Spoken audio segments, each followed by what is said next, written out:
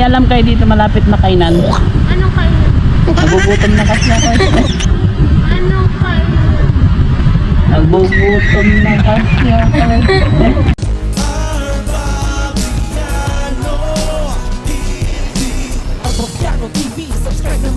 Panibagong araw, panibagong kalukuhan. Saktong pauwi na ako. May napansin ako magandang dilag sa kanto at kakausapin ko ito kahit apat sila, mag-isa lang ako.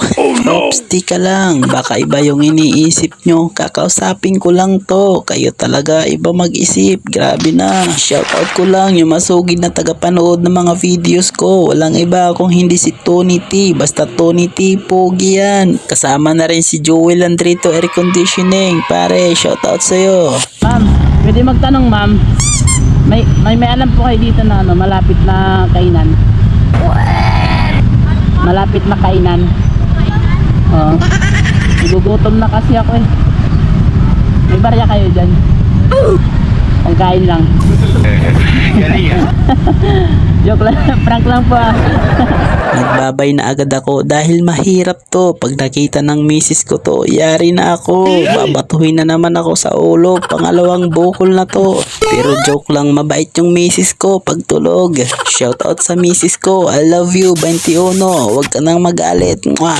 Dito mga inaanak, nagugutom na talaga ako. Wala talaga akong mahanap na pwedeng kainan. Baka pwede nyo ako tulungan. At ito si ma'am, sakto, nakita ko. Tatanungin ko ito, baka meron siyang alam. May alam po kayo na ano dito, kainan? Malapit na kainan? Diretso lang po. Gugutom na kasi ako eh. May barya ka dyan? Prank lang po, prank lang. Ingat po, ingat po. Grabe ka Ninong, nagtanong ka na, nanghihingi ka pa ng barya, kakain ka, wala ka namang pera. Sabi nga nila, walang imposible sa taong madiskarte, makakakain kahit libre. Kaya ito ginagawa ko, huwag niyong gagayahin to.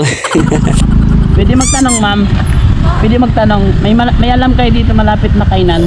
Anong kainan? Nagugutom na kasi ako. Anong kainan? Nagugutom na kasi ako. Kainan, malapit yung ano, yung may bulalo, yung pwede ako umigop. Sige po.